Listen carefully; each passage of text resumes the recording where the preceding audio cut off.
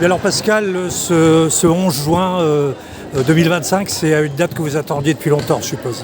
Là, c'est une date mémorable pour plusieurs raisons. La première, effectivement, ça fait 3 ans qu'on est externalisé et qu'on joue à domicile mais à l'extérieur, comme j'ai l'habitude de le dire, dans 3 salles. La salle qu'on connaît bien, je dirais, du Vélodrome de Roubaix, à Orchies, à l'Arena, et puis à Arles, une salle de volleyball, très très belle salle.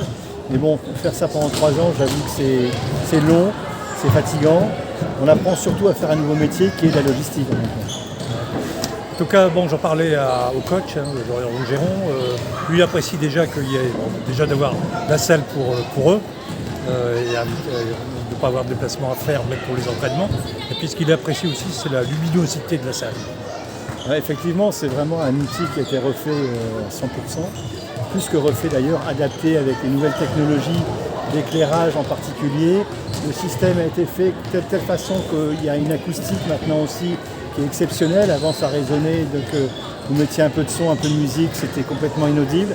Alors que là on a un super produit pour organiser le soir des matchs, à la fois je dirais des commentaires, l'animation des matchs, mais aussi organiser d'autres événements sur lesquels on pourra justement, grâce à ces nouvelles technologies, accueillir des entreprises pour leurs séminaires. Et pour la partie sportive, effectivement, là c'est un outil qui est fabuleux parce qu'il apporte aux joueurs un niveau d'excellence en matière d'équipement, que ce soit bien sûr la salle, son revêtement qui est fait pour qu'il y ait le moins de blessures possible au niveau des articulations avec tout le nombre de sauts qu'ils ont l'habitude de faire. C'est des vestiaires dignes des sportifs de plus haut niveau mondial, avec salle de récupération, bain froid, jacuzzi, vraiment tout ce qui permet d'accueillir des sportifs de très haut niveau et de leur faire réaliser de belles performances. On l'a dit tout à l'heure, cette année c'était quand même une place sur le podium au niveau du championnat de France, mais c'est aussi la Coupe de France que nous avons gagnée. Et comme le disaient nos institutionnels, et Xavier Bertrand en particulier, président de la région, notre prochain objectif c'est de gagner le titre de champion de France. Alors, un dernier mot sur la salle. C'est vrai qu'au Vélodrome de Roubaix, vous aviez joué plus souvent. Le public était loin à cause de la piste du Vélodrome elle-même.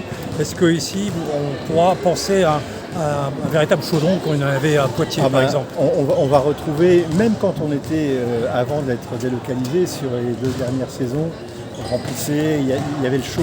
Mais là, c'est ce que j'évoquais tout à l'heure. Non seulement on est beaucoup plus près des joueurs, donc il y a une communication, une relation qui est beaucoup plus forte, une réaction aux événements jeux qui est beaucoup plus forte, mais surtout on a les lumières, on a les jeux de lumière, on a une qualité de son pour faire de l'animation, on va faire des prises de vue, on a un grand écran maintenant de 40 mètres carrés sur lequel on va pouvoir faire des captations pendant le match, les chœurs, les gens qui se font des bisous, etc., etc.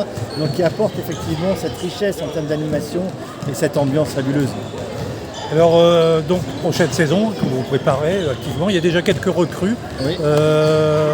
Est-ce qu'il y en a d'autres encore à venir? Alors, on a quasiment bouclé l'équipe. Il nous reste 2 postes à pourvoir, un central et un réceptionneur attaquant. Donc, est-ce que l'équipe sera aussi forte que celle de 2 dernières années? Alors, sur le papier, je pense qu'on a les recrutements qu'on a fait pour remplacer le passeur surtout et le pointu qui était élu meilleur pointu du championnat de France. Bon, là, on va avoir un très bon joueur bulgare qui est très impressionnant physiquement. Mais est-ce qu'il est plus jeune? Est-ce qu'il aura la solidité pour assurer ses prestations tout au long de la saison? L'histoire nous dira. Alors, ce qu'on a vu notamment sur les 2 dernières saisons, vous êtes perdu en demi-finale, mais vous avez eu 2 combats à la Pyrrhus, avec les 5 matchs à jouer, c'est qu'il manquait peut-être un peu de profondeur de banc. Est-ce que vous avez travaillé aussi un peu là-dessus? Alors ça, c'est un objectif qu'on a sur les 5 prochaines années. Là, on avait un projet de club qui s'appelait Ambition 2025 qui se termine ici fin juin. On est en train de travailler sur le projet à l'horizon 2030.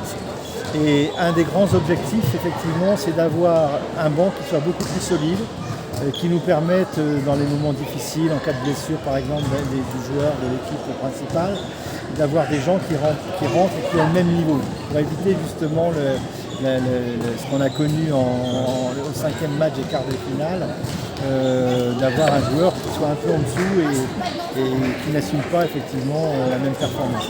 Donc oui, l'esprit c'est ça. L'an prochain, on va améliorer un peu, mais ce ne sera pas encore l'optimum de ce qu'on peut faire. Pour des raisons économiques, c'est que forcément, si on veut un banc qui soit aussi fort que le 6 majeur, on double la masse salariale. Donc ça se fera, mais dans le temps, on fait un gros travail derrière ça pour capter de nouveaux partenaires, avoir des nouveaux services à valeur ajoutée qu'on commercialise aux entreprises.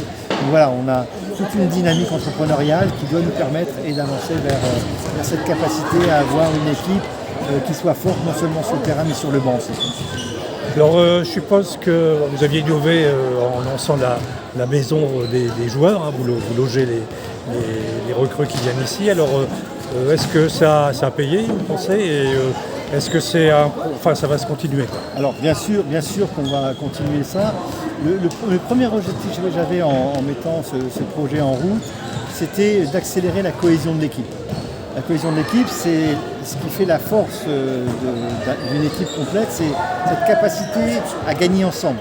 Parce que c'est bien beau d'avoir des individualités très fortes, mais si à un moment donné le collectif n'est pas présent, on ne saura pas aller jusqu'au bout, surtout à ce niveau-là des ambitions qu'on a de victoire. Donc l'idée qu'on avait, c'était de dire on va rapprocher les joueurs dans un seul endroit, en choisissant un endroit, c'est-à-dire que ce n'est pas des chambres d'hôtel, c'est vraiment des appartements dans une maison de maître très atypique, magnifique, et des grands escaliers, des plafonds à 3,50 m, donc vraiment des endroits où les joueurs ont leur intimité, mais aussi qui leur permettent de vivre des moments ensemble, plus fréquents, surtout en début de saison, pendant les vacances de la préparation, et d'accélérer effectivement la mise en place de cette cohésion. Et là où j'observais le niveau de cohésion que j'attendais pour avoir cette force supplémentaire, c'était souvent mi-décembre, fin décembre, donc quasiment à la moitié du championnat. Aujourd'hui, au 15 septembre, parce qu'ils vivent ensemble, ils se font des barbecues le soir, etc., on a cette cohésion. Et d'ailleurs, ça fait 2 ans qu'on a mis en place cette maison, et qui les reçoit, et ça fait 2 ans qu'on a des départs tonitruants, parce que par exemple, aux autres équipes, on arrive, les gars, ils se connaissent, parce qu'il ne faut pas oublier qu'on a des joueurs français, on a des joueurs étrangers, avec des cultures différentes, des langues différentes. Donc à un moment donné, c'est pas facile de créer une cohésion rapidement. Et grâce effectivement à cette maison, ce qu'on appelle la résidence du TLM, on a réussi à créer cette cohésion très rapidement. Alors,